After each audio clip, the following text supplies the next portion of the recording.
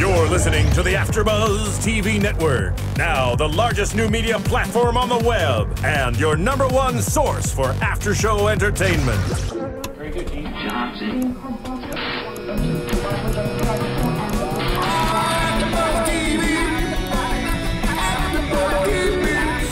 The AfterBuzz Studios in Los Angeles, California. Presented by Maria Menounos and streaming live thanks to Akamai Technologies. This is AfterBuzz TV Scandal After Show. We'll break down tonight's episode and get you all the latest news and gossip. And now, another post-game wrap-up show for your favorite TV show.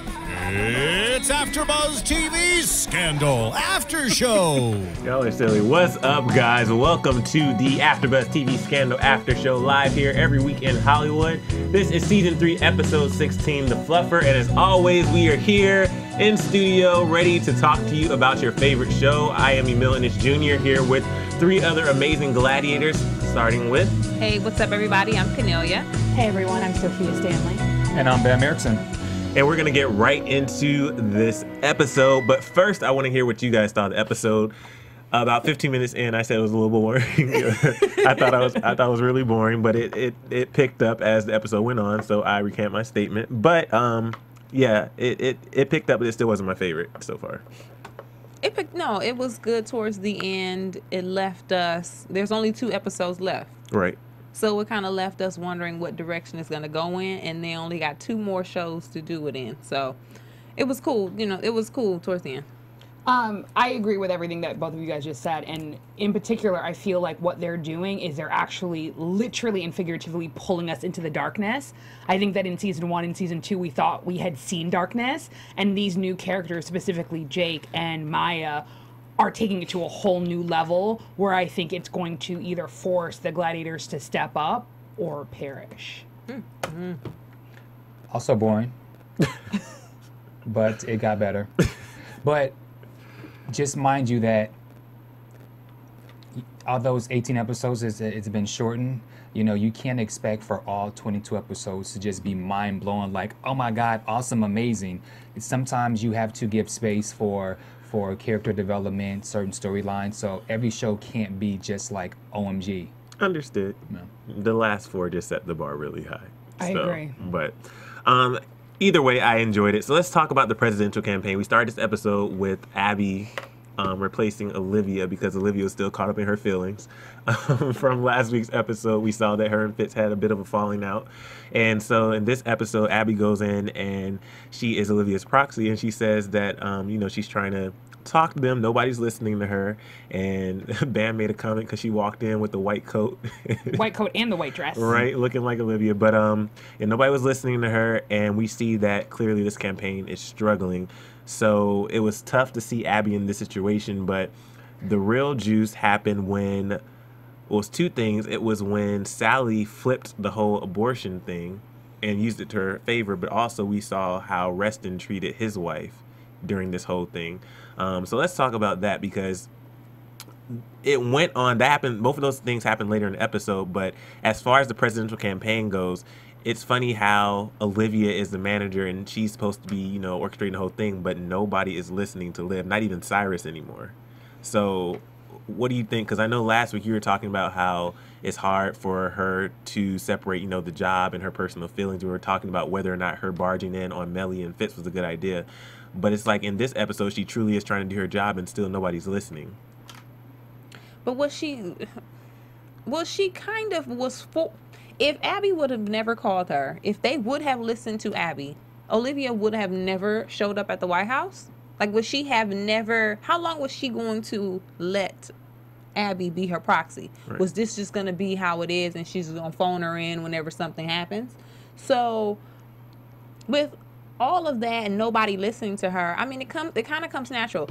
People want to do their own thing. Fitz is in his feelings. He feels a certain way now that Andrew is sleeping with his wife.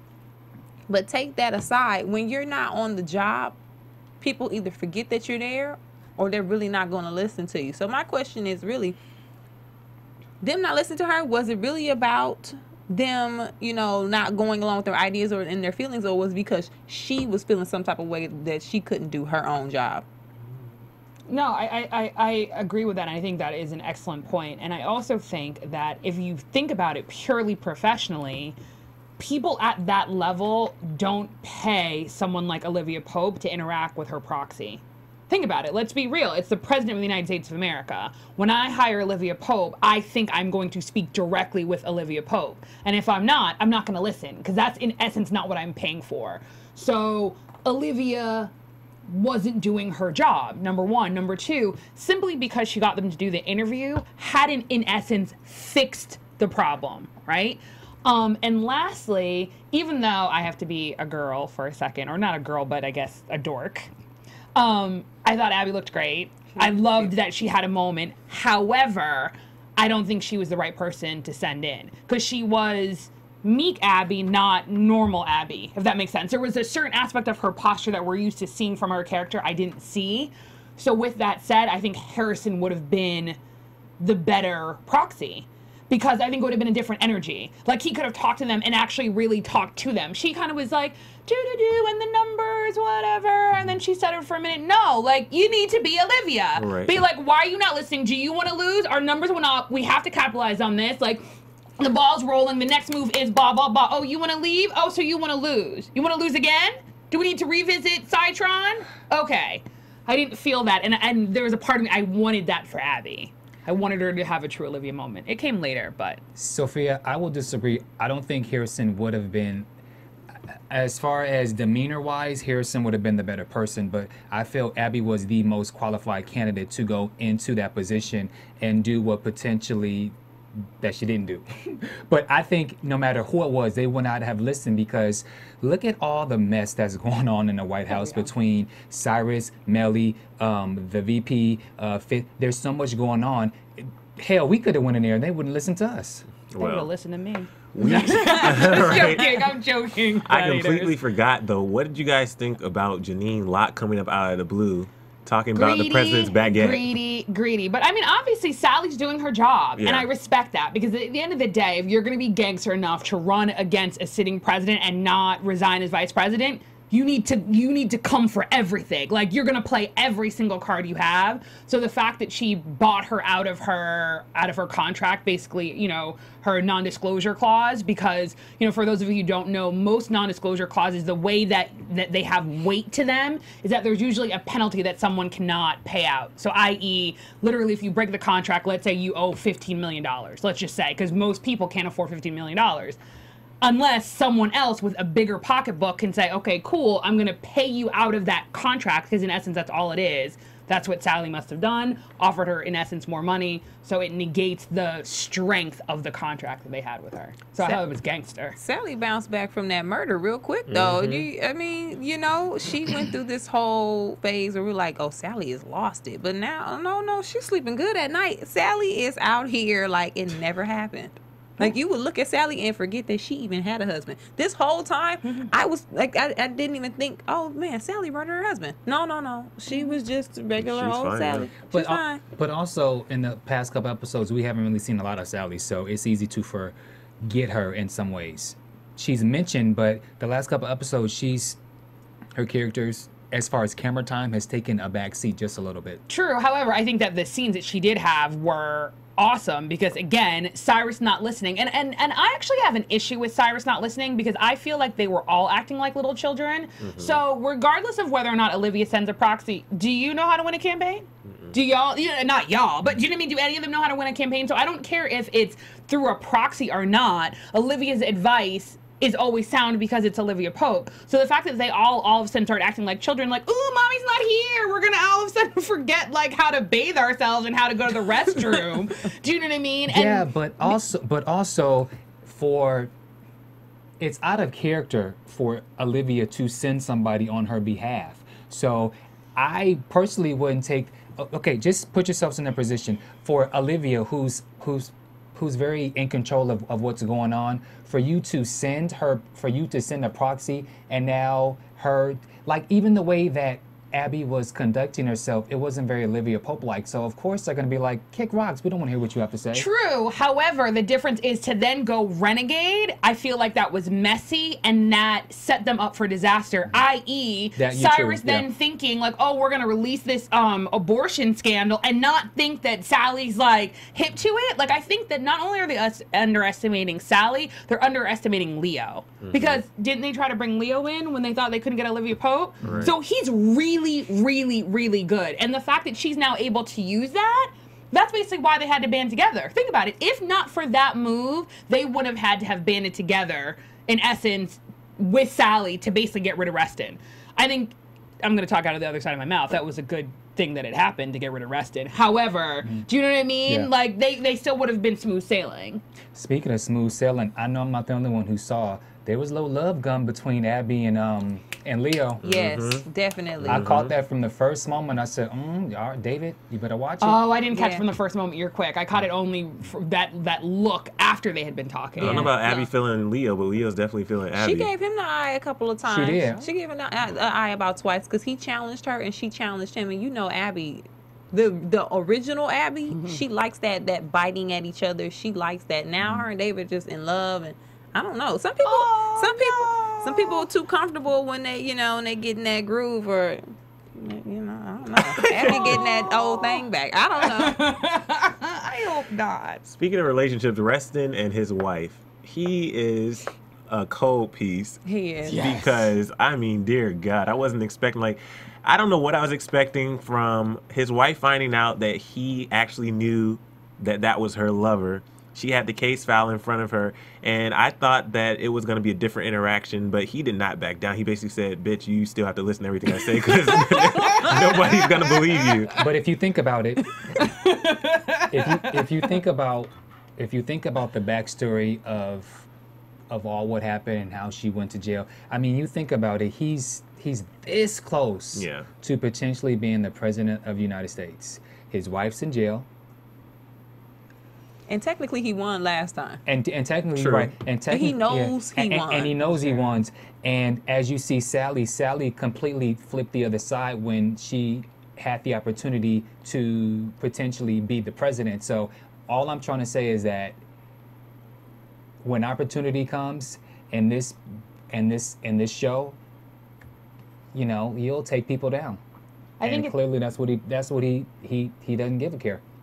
I think it's so funny and so ironically true to life how many of these presidential candidates, like we said before, are just so deplorable. Do you know what I mean? And it's not like a judgment call of like morality. Does it make sense? They've all killed people. Right? With the exception, I still can make a little loophole with the president and say like, the judge, that's treason and I'm the president so I can do whatever I want. But they've all killed people. And are just kind of like, oh, my wife's in jail. I'm going to visit her every week for a photo op so everyone thinks that I'm great. And when she's like, oh, wait a minute, he was like, oh, whatever. Bye. Till death do us part. Do you know what I mean? Like, all Sandy the loony bin. Like, I was like, what? You know what I mean? But then you stop and you think, oh, but all the rest of them are grimy too. So he's in good company. I mean, from even the girl who sold herself off for the book, I mean, the word that I'm looking for is the phrase. Sorry. Taken for granted. Yeah, right. I mean, it's no different how people will write tell-all books or do other things to gain monetary fame. True, when you actually did the deed. Right, I was going to say, that pisses me off. She didn't have sex with him. She didn't do nothing. He could be a chopstick for all she knows. She ended up in the right place at the right time to get money for nothing. And she didn't have to take it. And granted, like, yes, we might need to go back to the original episode. You know what I mean? But seriously. I did think that was pretty low of her, but. I think Fitz was happy. Can I say something? Exactly. I'm glad that she said a baguette and not a breadstick. Because that would have been foul. Yeah. She could have said a pinky finger, but she said baguette. Okay. Well, but the reporter asked. The reporter was like breadstick or baguette. So. She was like full loads. Full loads. Oh, God. But what's the other word she used? She goes, with an I am, oh my God, I'm tired. It was like, and because the reporter asked her again, not like satisfied, but she said, very impressive. Is that what he said? Oh yeah, she said, "What do you mean by impressive?" Yeah, She's like, and she goes, I think you know what you mean. Man, she playing that card well. Y'all didn't even sleep together. We have some juicy moments on this show, which we love watching and listening to. And we love discussing it here on the After Show. And you guys listen to us and watch us every single week. So if you do, make sure you tell a friend about the AfterBuzz TV After Show. Go to iTunes, make sure you like, comment, rate, subscribe. Also do it on YouTube. Same thing, like, comment, rate, subscribe. But most importantly, share with a friend and tell them about, in fact, multiple friends. Have AfterBuzz parties, Scandal parties. After you watch Scandal, have a YouTube or an iTunes listening party the next day, or you can watch us live, listen to us live, whatever it might be. But we really do appreciate all your support. Tons of comments, tons of likes, and we do read them all. So keep supporting, keep tweeting, and we love you guys. But let's get into... Wait, actually, no. And Emile, now don't forget that AfterBuzz TV, we now have an app for that. And it's so cool. If you guys have not been getting enough of AfterBuzz TV, you know that we do after shows. Any TV that is worth watching, AfterBuzz TV does an after show for it. And one of the amazing things that we're so excited that we're able to bring to you viewers is an AfterBuzz TV app for iTunes as well as Android users. So again, just go to AfterBuzzTV.com, or we will be tweeting as well as posting on iTunes and YouTube the URL so that you can download it. But I'm almost sure, I'm a droid, so I know that you can go to the Google Play Store, thank you. And iTunes, I presume it's the App Store. Yeah. But like I said, just go to AfterBuzzTV.com and the links will be there, as well as the fact that we'll tweet, we'll put it on iTunes and YouTube. So again, AfterBuzz has an app for that. Did you guys download the app? I used it today for the first time. It's really cool. Yeah, I think it's so cool. I was like, let me look at myself. Yes. I was looking at myself. Yeah. But everything's right there in the app, makes it super easy. But let's talk about some of the juicy love stories in this episode. Love, lust, whatever you want to call it. There's a lot of juiciness that happened in this episode. Especially this love triangle between Melly, Fitz, and Andrew. Because, and we're going to have a long conversation about this because I'm a little pissed. So I don't like the way Fitz is treating Melly regarding the whole Andrew situation, especially after what's been going down for I don't know how long with Olivia. And it's a little hypocritical to come around and treat her like dirt just because she was sleeping around behind your back. So would it be better if she told you that she was sleeping with Andrew to even the playing field? So that way... I'm going to play devil's advocate because I get what we see. We see that Fitz was, he had a relationship with Olivia while Melly is still his wife. I get that. Devil's advocate, I'm not saying that I agree. But from Fitz's perspective, all he knows is that his wife told him a while ago that after the baby, she was no longer sexually attracted to him and things didn't work the same in her body. She shut down for 10 years. So with that said, he started to, have feelings for a woman that came into his life. And now that he said he would not have ever done that if Melly would have still been intimate with him or at least told him, well, gave him some insight. So with that, from his perspective, he's pissed because you told me that you didn't want me and that your body didn't work. That's why you pushed me away, and that's why I was with Olivia. But now your body does work all of a sudden, and it's with my homeboy, Andrew. For him, that's real shady. You know what I mean? Or from his perspective, because he didn't know Melly was raped. He didn't know that she was trying to protect him. He doesn't know this. He just knows you told me that you couldn't have sex with me, but you can have sex with my homeboy. That's how he's seeing it. So, I mean, I get it from his perspective. And go ahead. And I agree with you up until the couch moment. So when Olivia basically asked him, Fitz, what do you need? Oh. If to me he had said, I need my wife back. If he had said, like, there's a difference between I need Andrew to stop sleeping with Melly. There's a difference. If he had actually, like, expressed anything that he still has feelings for Melly and therefore he still needs to resolve something, even if it's to tell her to kick rocks, that I would have respected. But the way he said it, it seemed more like, oh, no, it's property. Like, just like you said, I'm mad because they potentially were either doing something behind my back, whether or not it was 10 years ago or 2 seconds ago, and I just don't like it. And because I'm the president and I'm a spoiled brat and I don't like it, that's what I need you to do, despite the fact of what it may do to you. Do you know what I mean? And I feel like every opportunity, even when it's literally put to his face that he is a selfish bastard, he's like, okay, who cares? I'm still the president. Okay, so he said, I don't want her and I don't love her.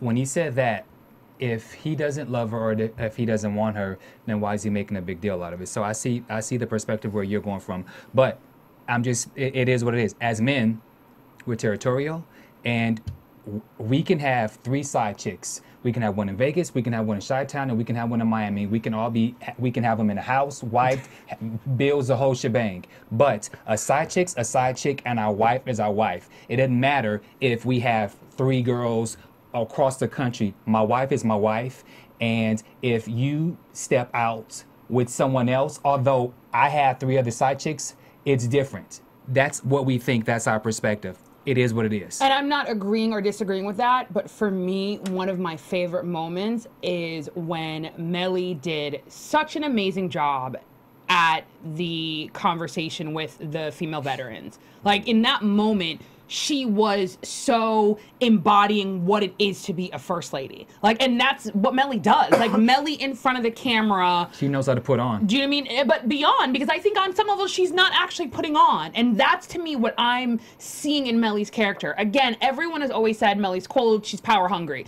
To me, whether or not she's cold or power hungry does not negate the fact that she does have, in fact, she has emotions. Doesn't negate the fact that she loves her country. Doesn't negate the fact that she actually still loves her husband. Whatever that means to her.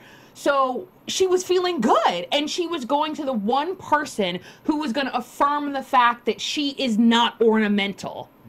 And she got shut down. Why? Because her husband is territorial after he's been banging a girl who literally has been next to them, who was their friend. But no, wait. So the point is, oh, go ahead. To me, Melly did what I've been wanting Olivia to do. Right? That? Because basically, slap the shit out of him. Do you know what I mean? No, seriously. Because at the end of the day, like, you can't have everything every which way. And that's the difference is Melly speaks Melly's truth clearly and without any hesitation of what it means. She's like, this is how I feel, I'm going to tell you. So to me, and like I've said this like time and time again, she is the most transparent character. Whatever she's feeling and whatever she needs, she clearly articulates it. If you don't do it or if you don't get it, that's your problem. Because she really was like, you take everything. Because again, yes, he doesn't know, but at the end of the day, even if she is power hungry, she sat there while not only was he screwing his campaign manager, but that he loves her. And he is literally basically mourning for her and pining for her every second of every day.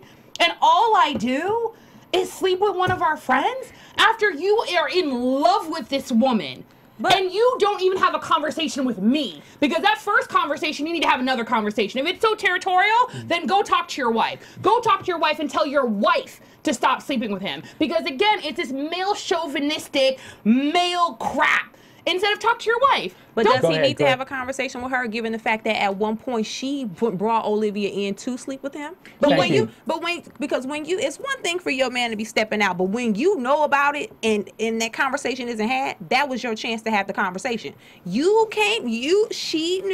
that was. But remember, after she saved his election, she told him how it was going to be after that. That was the line in the sand. So I agree with you. She did. But after that, she made it very clear. Like we were having a meeting of the minds. We were literally negotiating, and I laid down my terms, and you literally agreed. You didn't have to. You didn't have to be president again. The scandal could have blown up, and you would have lost, and people would have asked you to resign, and cool. But you literally made a deal with the devil, and I said, okay, you and Olivia are done, and you didn't listen. But then also, it was Melly's idea to bring Olivia back. It was. So therefore, again, when you want the woman to come back and run the campaign, and you may say off limits, but the reality is this is how all this shit got started. Right. So you have to think about the repercussions. All right, so yeah, you think Liv is the best person for this, but Liv came into the situation and so you man the first time. So then why would you want her back just for the sake of him being the president when you have to do, you know what I'm saying? So I feel like yes, Melly is transparent and she does say what she has to say, but it's different. Now I'm gonna jump on the other side.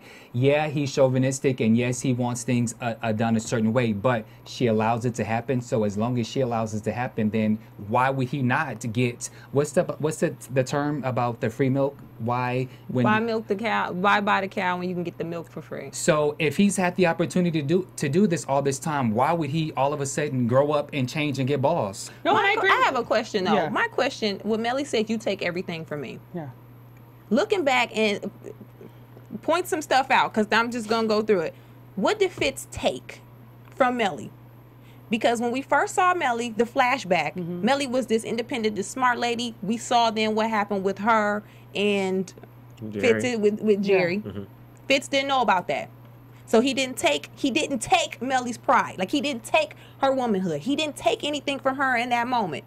Cyrus had a conversation with her in the parking lot and told her what he thought she was supposed to be. Fitz didn't have this conversation with her. What did he take from you in this moment again? Totally the only agree thing with you. he took from you was he shut down the fact that you were sleeping with Andrew. That's all he took. Melly, my thing with Melly That's a great is, point. I get it. I get Melly's emotional, and she's been through the ringer. She had her ups and downs. Her husband is loving somebody else. She, she was sexually assaulted. I get it. But Melly, at some point, you got to take responsibility for what you gave away and not what Fitz took from you, because he didn't take anything except your boyfriend now. He didn't. Really quick, I just had a problem with the slap because it was fake. But Shut up. sorry, they had sex. You remember the whole shower thing? There was there a moment when she let herself become sexually? No, she just gave him head in the shower. But then she got pregnant too. So yeah, but that's different. There's Yeah. different. There was different motives. No. But also too, the difference is though, she never said that she was not capable of doing it. She just said she didn't have a mental desire to do it. So there's a difference when they were obviously going to get pregnant to have Teddy. I think your point is beyond excellent, Kennelia, and I have to go back to it because I think it is an excellent point. And I have to commend Shonda and the writers, because I think that what they do is they give us, to me, archetypes of gender roles, and then they spin it on its head, right? So in my mind, what she's really doing, or what I'm taking from it, is Fitz kind of symbolizes the archetypal male who very clearly expresses what I want, right? Do you know what I mean? I think men are raised, at least in American society, like, I'm hungry, I say I'm hungry, I want to have sex, I say I want to have sex, like, I want you to leave, I'm telling you to leave, I want to hug, You know what I mean? Like, that's kind of how it is. Versus, especially in terms of in a relationship. However, women are, and I'm completely generalizing out there in the Twitterverse and AfterBuzz verse, but women on a lot of levels in terms of relationships are giving up for the other person, right? And so I'm taking Melly, and then I'm also juxtaposing that with Olivia, right? It is their job to nurture and to take care. And in so doing, they subvert, or they don't necessarily put their needs first, right? Because there's a big difference between putting your air on first. So that, you're completely right. Technically, Fitz hasn't taken anything from her, because they never had a meeting of the minds for her to say, oh, I'm going to quit my job, or him go, oh, you should quit your job. She just quit her job. She just never articulated that she was raped by his dad. She never articulated anything of what she's been giving up. So that's why every time she says, I gave up this, and even now that we hear, I had kids for you, we now hear what that means differently. He doesn't know that. And I think that's what Sean is doing. And then the bigger picture is Olivia doing it for everyone. Because in her bringing everyone theoretically into the light, is she giving up what she wants? Because technically that's why she had that moment of, maybe I should have got on the plane. Because that would have been for her. That would have been Olivia taking care of Olivia. It's getting on the plane and leaving all of this mess behind and starting over and putting yourself first. But she didn't. She chose that she had to nurture and take care of everyone, even though technically they didn't ask her for it. And if given the choice, they probably would have told her to get on the plane. You did make a good point, Kennelia. I'm going to piggyback on it too, because the thing that I think is really present in this episode, when Melly brought that up, with any relationship, one thing is trust. If there's no trust, there's no relationship. But also communication. Communication is key. So for Melly, it's almost as if Melly is having like a one-sided conversation this whole time, because if Fitz isn't aware of the issues, if Fitz isn't aware of the fact that Melly has these desires and ambitions, because even though she tries to bring it up, she tries to like interject her opinions and her political thoughts and all these different things, if he has no clue that this is what she really wants to do, he's going to continue to shut her down. And that's why he said she's ornamental, because no, you don't really want to do this. Why are you in here? Why are you trying to put your thoughts into this? I'm gonna cut you off for a second. when people are courting, we discussed courting a couple weeks ago. When people are courting, there had to have been some kind of conversation, some dialogue, some kind of goals. Like she was a lawyer, she was in law school. She was a lawyer. Oh, sorry. There had to have been some kind of conversation of, you know, aspirations. What do you? But remember, I thought that it was like almost a staged, like they were put together. It wasn't like they fell in love really, because remember we saw the episode. No, I believe they. She probably did say what her aspirations were, but did she say her real aspiration, or did she say what she thought Fitz wanted to hear in order to get him? But even when they're upset, and she says, "I did this for you. I did." Like he's heard these things. Whether if they were screamed at him, if she threw a book at him and told him. It was conveyed in Melly's way, just as Fitz conveys certain things to Melly certain ways. So I'm just jumping on the other side. No, but the difference is, there's a difference between her yelling at him and telling him that versus them having a conversation back in the day. So to me, the importance of the flashback was it was the first time we saw a different Melly. She was carefree. She was young and youthful and vibrant and vivacious and was a partner at a law firm. And to me, it was two things. It was that moment when Cyrus had the conversation, like Kennelia mentioned, you know, outside of the house, when basically Cyrus was like, it's basically your job to get him in alignment, and basically that's going to be your job in general, right? Because basically he's a broken creature because he has an effed up dad. It's your job to, in essence, mother him, right? And then at that moment when she was assaulted, she then had to make a choice because she knew that Cyrus basically just told her, in order for basically Fitz to be the man that she knows that he can be, he needs to be in alignment with his father. And if she tells him that his father is a rapist, that's not going to happen. So she took it upon herself. She never had a conversation with him. So I think that's why it comes out so, do you know what I gave up to you? And now that we hear it differently, it's actually a question. It's not a, I gave up so much for you. It's more like, do you know how much I gave for you? And the resentment is building, right? It's almost like when people do. And that's why they say, even in terms of relationships, if you express 100% what you want and you give of yourself without expecting anything in return, no matter how if the relationship ends, you're okay. Right? Because you didn't give of yourself expecting anything. If you give, and the reason you're giving is expecting love or a certain level of respect in return, then if that person doesn't love you, you feel like you gave something up. That's basically what's happening. She was giving for something in return and has never been receiving that. Now, not only is she not receiving it, she literally is leaving herself in a position where she has no options. So other than that shining moment of having that speech, where can Melly go? Because her best option is possibly some disgrace and then she runs off with Andrew. But that's, do you know what I mean? Like, she really is like, I gave up all of this and I keep coming back to this. For who? Like, we have not, to me, seen Fitz be presidential. Because at the end of the day, if I was going to vote for someone, I'm voting for Melly. Seriously. Like, I haven't seen it yet. I haven't seen the gravitas. I haven't seen cojones. Like, I haven't seen anything other than a spoiled little brat wanting everything for himself and going to tell his girlfriend to go tell, you know, the person who's sleeping with his wife to stop sleeping with his wife just because I don't love my wife, but I just don't want him to sleep with her. And timeout. And then trying to bypass Andrew to get a new vice presidential campaign after we had to vet him and he was a bad choice to begin with. But you, because you want to make all your decisions for you, wanted to pick Andrew. I honestly don't know what Fitz thinks he's going to get from trying to get a new VP on the ticket. It doesn't make sense. Why didn't Fitz have the conversation with Andrew as a man? Exactly. He's being really childish about the whole thing, which he's childish in a lot of his situations. Because if your best friend is sleeping with your wife, I don't care what went down in the past. At some point, you need to sit down with old boy and you need to say, listen. You trying to be the vice president. I get that you're having sex with my wife. You may care about her. But guess what? If you want to ride with me, you can't sleep with my wife. I don't care how you feel. The fact that Olivia had the conversation and not Fitz, that to me was like, Fitz, you could just told him yourself. Just tell him. And that conversation between Andrew and Olivia was just awkward. Like, it wasn't awkward. It felt like, just for that one scene, it felt like the Olivia from season 1 when she used to just tear in your ass. So for Olive it was a good moment for her to feel like she's back to herself. Excellent point, Bamm. But I mean, I get Kennelia, I get what you're saying about why he didn't confront him. But again, if you can have people do things for you.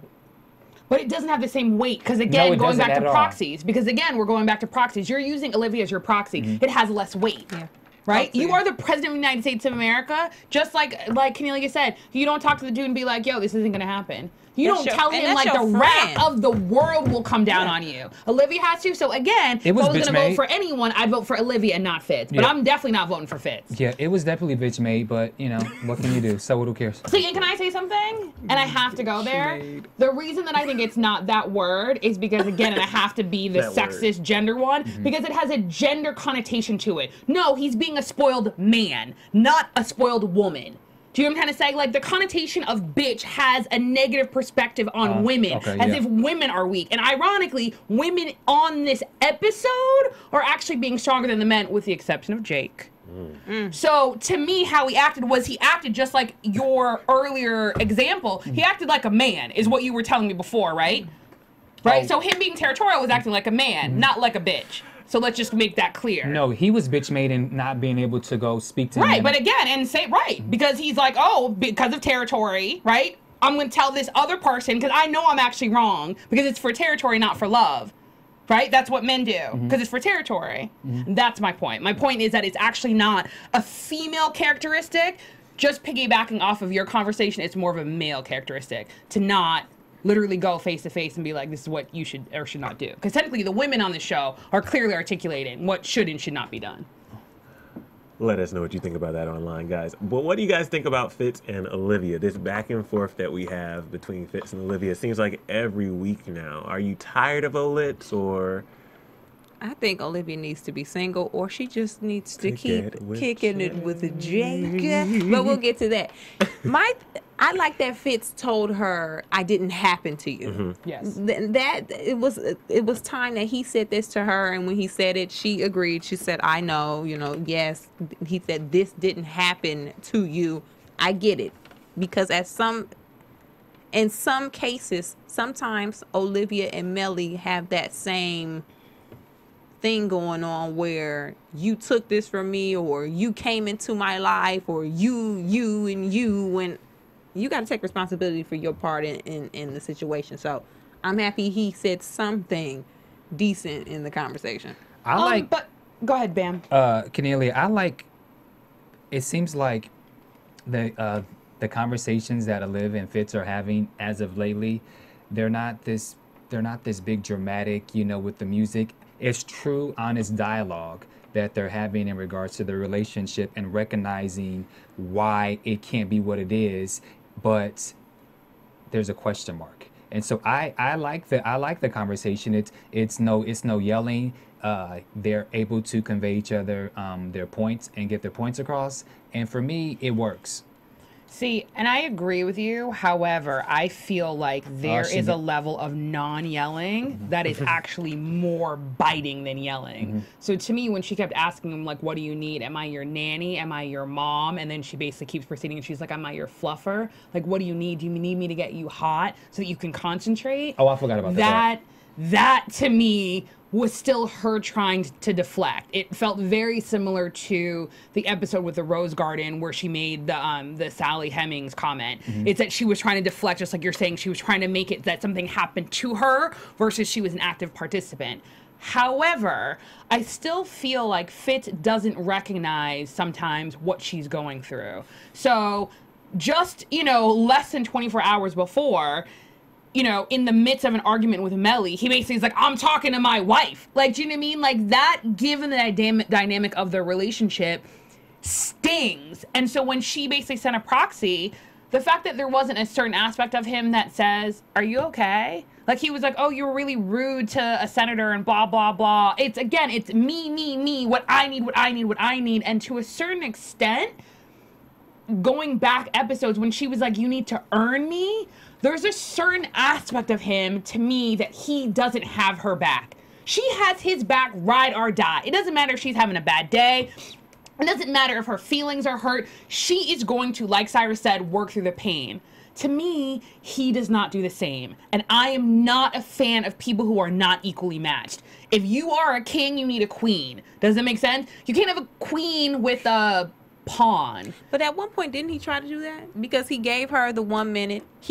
Remember after the 1 minute, how he was, that was Olivia's, that was her idea to go in a different direction, to not pursue our relationship because you need to win and you need to stay in the office and you need to be back with your wife in the season 2. At some point, Fitz he's silly, but he at least at 1 or 2 occasions tried to have her back, and then she turned it to another direction. Because even that one time when she said, "My gladiators need me," he was trying to give it up to her at that moment too. I think the difference is now, and you're completely right. I think the difference is now Olivia is finally speaking up, but if she would have had this open communication back then that she has now, I think that maybe we could have seen something similar to Vermont or something like that. But because back then she was still, in a way, she still even had a bit of a Chinese wall with Fitz, and she didn't want to fully let herself go into that situation. And the issue that we have now is Olivia, I think Olivia has unconditional love for Fitz, but Fitz is still conditional, if that makes sense. Because Fitz, and Sofia brought it up, but when he said, talking about the senator and how, she was rude to the senator, like little things like that, like how often does Fitz truly act like he cares about Olivia, except in those moments in the office where he's trying to pull her to the side to smooch up on her and snuggle up on her right quick, give her a little quickie in the Oval Office. But is that really love, or is that just Fitz being lusty and rusty? I think it's both. I had to bring it back. Yeah, that was a good one. I think it's both, and I think that just as you say that Fitz doesn't really recognize what Liv is going through, he is still the president of the United States, so there is still a facade and things that he has to do. Great point, Bamm. In this episode, I love what Olivia said. This is what I was trying to get to. Olivia said something about how, because here's the thing. If we do it in terms of film, like Olivia said, if we think about the movie as a whole, if we think about the end of Fitz movie, nobody ever figures out that Olivia and Fitz are an item or anything behind the scenes. Fitz, let's just say he doesn't get reelected. He's still fine. He can write a book. He can be like Bill Clinton, like still living the life. People still love him years later. Everything's cool, even though he had the affair. Olivia's broken. She doesn't have the love of her life. She's still a fixer. She's still the help, as her mom calls her. She's not happy. So Olivia's movie is still like this ongoing thing with Vermont in the distant that she can't grab. She can't grab her man. So she's just this lonely helper who, you know what I mean? So it's like, it's not, they're not equal. Yeah, they're not equal. Their movie endings aren't equal. And all Olivia wants is an ending with Fitz, and she can't have that. She wants a Cinderella story. Yeah. For me, I just, one of the biggest things that I had on my notes was messy. I feel that all this stuff that's going on in the White House between Melly, Fitz, Liv, I always forget, what's the VP's name? With Andrew.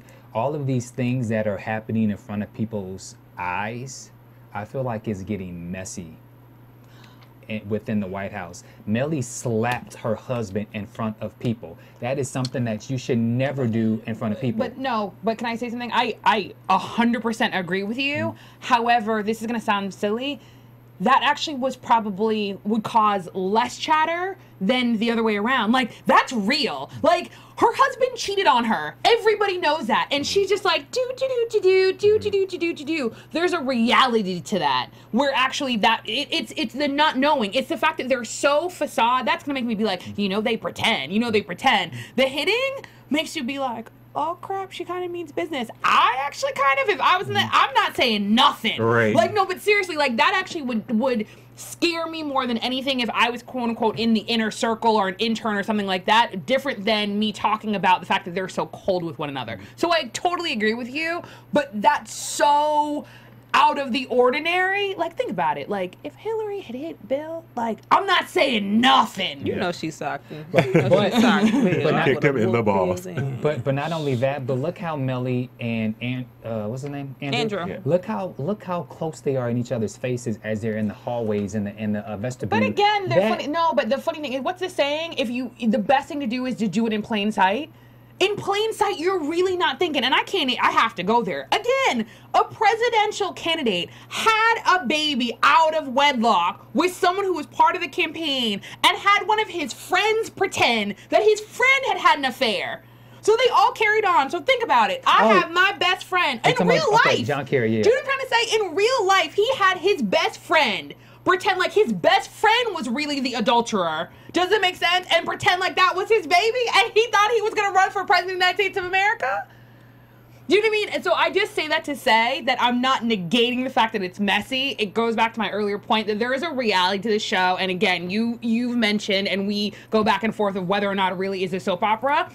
And to me, regardless of whether or not it's a soap opera, something that Shonda Rhimes is able to do in a way that is just brilliant is entertain. But even though we keep wanting to say it's out there and it's scandalous, there is a reality to this show, which is, I think, why it has the fan base that it does and allows us to talk and debate the way that we do. Because, again, real life, baby out of wedlock, running for president, thought no one was going to find out. All right. I've been trying to hold off on it. We have to get to it. B613, but more importantly, Jake and Olivia. Woo! Lord have mercy. He came to the door drunk in love. Drunk in love at the door, asking Olivia to let him in, and Olivia wouldn't let him in, and they're having this long conversation.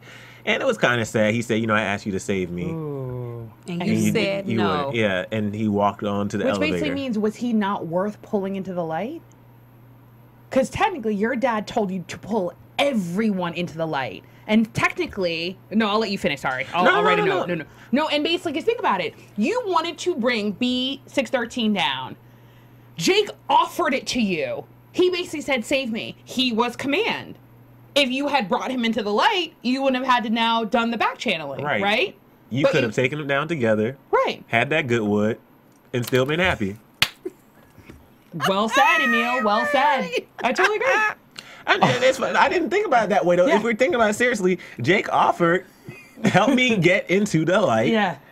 She could have gone into the light. Yeah. And they could have been kicking it. Right. Kicking it. Well, Sorry. For me, the scene where Liv, can we go into Liv going into the room when she went into the house? Oh yeah, because Huck told her. Oh, we have to talk about that before we talk about that. Well, go ahead. Huck. I won't forget what I have to say. Because Olivia told Huck what he needed to do to break into to get the files from the algorithm and all that stuff, and Huck found out that it was from Rowan, and Huck, you know, did this whole thing. I don't want to do this, and Olivia said, "No, you have to do this. You have to do this because this is your job now. You don't work for Rowan. You work for me." And then we come back, and Huck tells Olivia, "I need you to plant this." She's like, "No, bitch." He basically said, you tell me to do stuff all the time that I don't really want to do. She's just like her dad. Her dad. I was going to say, she's just like her dad. You tell me to do this, that, and the third. So guess what? I'm telling you what needs to be done. You don't like it? Do what I do. Do it anyway. I'm so glad Huck checked her on that. Right. So she went with the little phone gadget to the condo. This would have been, god dang, if Kerry Washington was not pregnant. She would have walked in there. She'd had, you know, She had that big old coat on. I was hoping that maybe, you know, because when you're pregnant, your boobs are bigger. So I was hoping that maybe, you know, she'd had on a big push-up bra. We could see a little boob or something. But I was like, damn, she pregnant. No, she came on with her work pantsuit. Do y'all remember that scene in episode 6, season 1, the trail where they were knocking the lamp over and stuff? Oh, if they would have done that with Jake, oh Lord. But Jake was hot. He came out of the bed with his pajama pants on. And the gun drawn. And he looked like he was pumping. He did one of those. He did one of those. When you hold the gun and you kind of push your pecs together. He was like, what did he say? He did what every male actor do. When you know you got to take your shirt off, you get it together. He did one of those. What did he say? He said something like, is this what you want, or is this what you came for? Is this what you came for? Is it? I was like, oh God. I really think I'm such a dork. I was like, why does Jake look sexy? Jake is fine. Well, so she had a great time. Oh, Lake. Oh, Lake. But then, and that's the question. So is that the question? Did she? Like, did she let her Chinese wall down? So when he said, I miss you, and she said, I miss you too, was she still acting? Is it too close? Was she not? Was it both? I think it was both. I think she did what she had to do, but it had its perks for the fact that at least it's somebody she can get some from someone she likes. She didn't have to go and go sleep with Huck's cousin. You know what I'm saying? It was somebody who she was truly attracted to. And so she was like, okay, I'm gonna do what I got to do, but I'm also gonna give me some. No, there's a new song, and I'm sorry I'm not promoting any music, but there's a new song I heard on the radio. I think it's like Sam Fine, Stay With Me. And there's a lyric in the song, and it basically says something like, I know this one night stand won't cure it. Stay with me because it will like cover the hurt. Do you know what I mean? And I feel like that's kind of what she was doing. Like she knows that she doesn't love Jake, but there's a certain hole and a void that she has because here she's pining for someone that she can't have. So in that moment, it's still that the body serves a purpose, even if just like for 30 seconds you can pretend that this person truly loves you. I think she was more into it. I think she was into it. I don't think it was just doing the job. I don't think it was more about the body. I think a part of her, because think about it, if you don't fool with a dude, you're not gonna fool with the dude. Like you're not gonna entertain him. You're not gonna play this fake boyfriend crap. You're gonna be like, dude, stop calling me. Like you're gonna be like, get out of my life. And you damn sure, I don't care what the job is, you not gonna sleep with somebody that you really don't fool with like that. But did she have a choice? Like, let's be real, because at that moment when Huck checked her, Huck was literally like, so right. All those bodies you had me do, you really are command then. And you're your dad command, not Jake, because at least Jake got his hands dirty. Do you know what I mean? Because at the end of the day, Huck also rationalized with her and was like, oh no, it's a trap. Like he's treating you like a mark, blah, blah. And she basically was like, I'm not listening to any of that.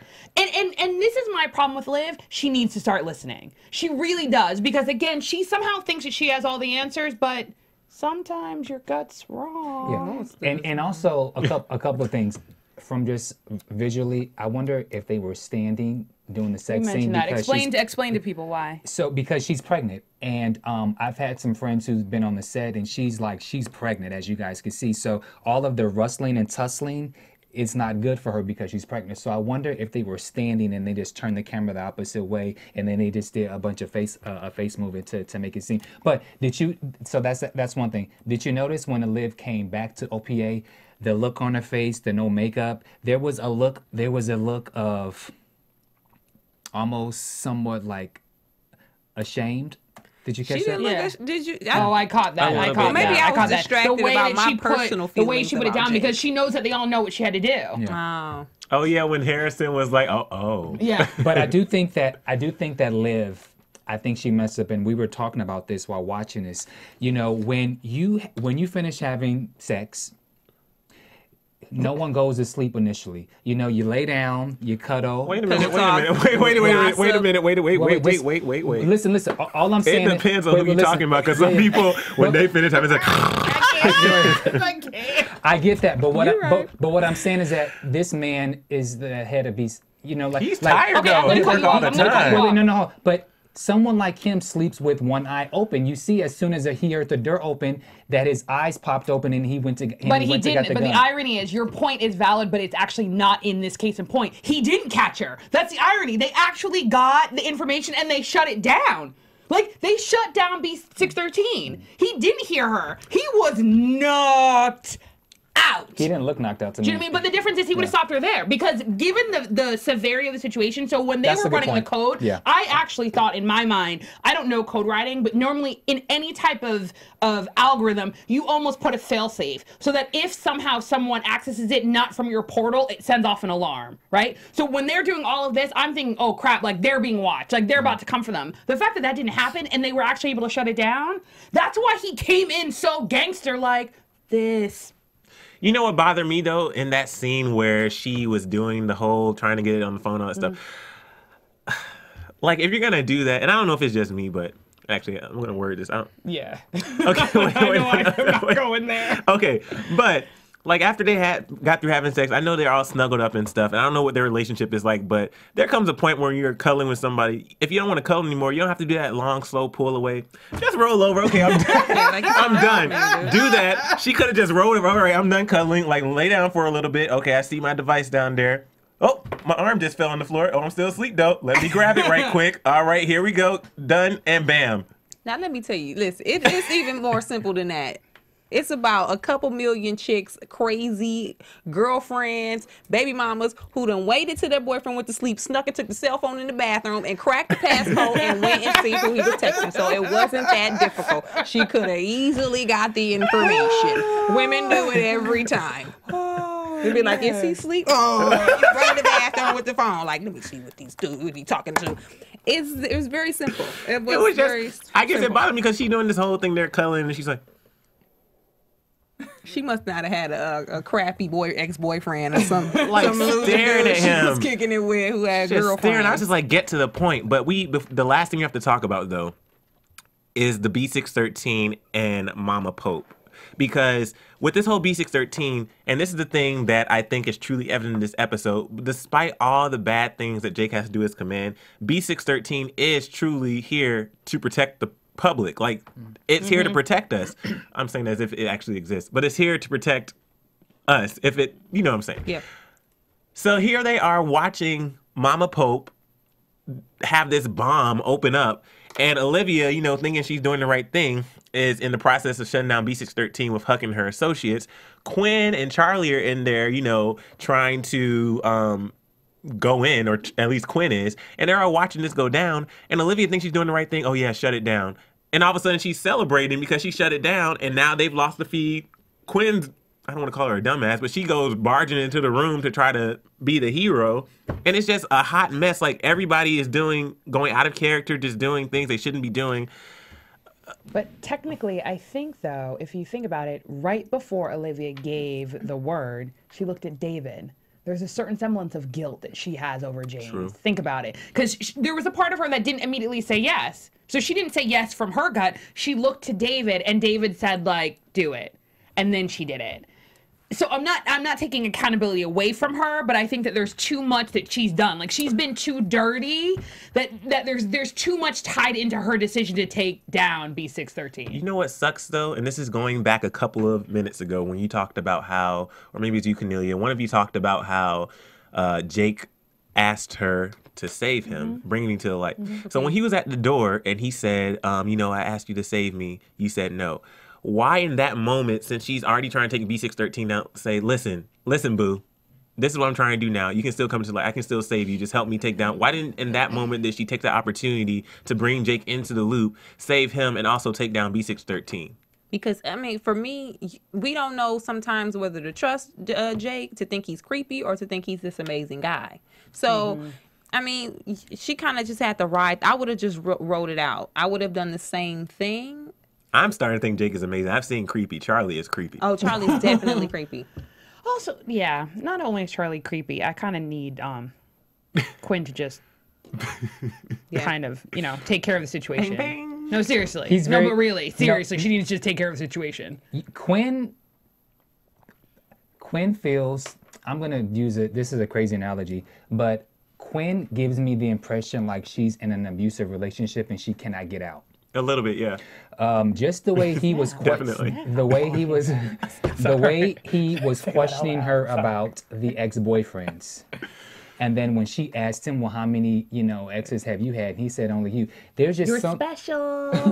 Yeah, there is something creepy about him, and you can tell Quinn when she was answering the question, she stuttered. She's very afraid of him. But Quinn has some power in her responses, because pretty much everybody that I dealt with is dead. So you better watch your step, boy. Like, that's what I was like, oh, he should be scared. Because if you told me every dude that you've kicked it with in the past has died, I'm gonna think you're a Black Widow. Right. Like, I'm like, oh, let me pack my bags. Let me get my old apartment back. But no.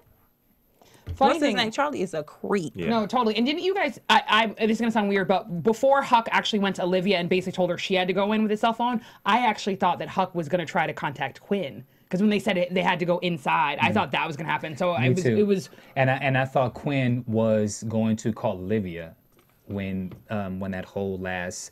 The Mama Pope thing? Yeah. There's two things, and then we can close out.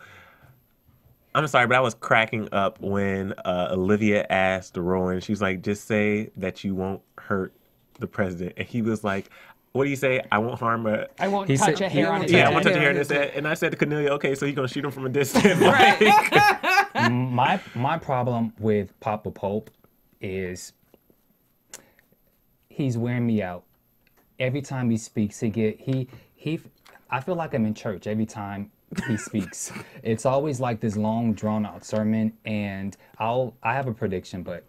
Well, real quick, I like that there was a mini showdown between Mama and Papa. I like that. Yeah. That was, to me, she strolled in like nobody was looking for her with a fresh blowout. Again, people, you're wanted. She's really comfortable, and I like the fact that she really charged him up and challenged, her husband. And who do you think is quicker or faster? Right. And not only that, he reached for something. Baby, I love you. Right. What are you talking about? I'm your mama. I love you. She's hilarious. Psycho. You're on the wrong side of this is basically what she's saying. And you need to quit your job. And she got to sip wine because she ain't had wine in 22 years. And then Harrison calls, you're going to want to answer that. She killed his friend. She's cold, but I still think Jake is still my cold piece this episode. My cold piece is Senator Reston. Do you feel that after what happened to Harrison, it was just like, he was stabbed, he was poisoned, it was not really mentioned. It wasn't addressed. It wasn't. No, he addressed it. He addressed it at the table with Huck. He was like, women and blah, blah, blah. Because also at the end of the day, and I think this is going to sound silly, that's normal for them. Yeah. I think we've gotten into this false sense of security with who they are. Like, they are gladiators. Like, you go in and you draw blood every day and you go to battle and you wipe yourself up and you get back up. So, like, I'm not trying to be funny when I say that. Like, so he got drugged. So what? No, seriously. Yeah. Like, get back to work, keep it pushing. But to me, the way that Jake, not only the way that Jake, but the fact that they're celebrating, what are you celebrating? Just because you took down the network for a second? But the way that Jake barged in, because we could feel it. Well, we're like, what's going to happen? And I literally said, someone's going to die. And all of a sudden for Jake to walk in and literally strangle and hem up Olivia while at the same time pointing a gun at Huck. Like, that I didn't see coming, even though I felt something was about to happen. I didn't see that exact move, and I like when that happens. Well, overall, I think we enjoyed the episode. Me more towards the end, but it was a great episode. I love the way the season's going. I'm sad there's only 2 episodes left, but the preview looks amazing. Let's go into news and gossip. AfterBuzz TV News. So I don't have any news and gossip except that we had a gladiator's birthday this week. Sophia. Guys, please make sure you tweet Sophia, write in the YouTube comments, iTunes. Please wish her a very happy birthday. She is in Aries, fire signs. 25 years young. 25, so throw it up. Please shout Sophia out and wish her a very happy birthday. Thank you, guys. Thank you very much. Now let's go into our predictions, guys. Your AfterBuzz TV predictions. So I predict that Quinn is going to go back to OPA. I see that happening very soon. I think Charlie is dead. I think he's a goner, honestly. It's either going to be by Huck or by Quinn or a collaboration between both of them, which is going to lead her back to OPA.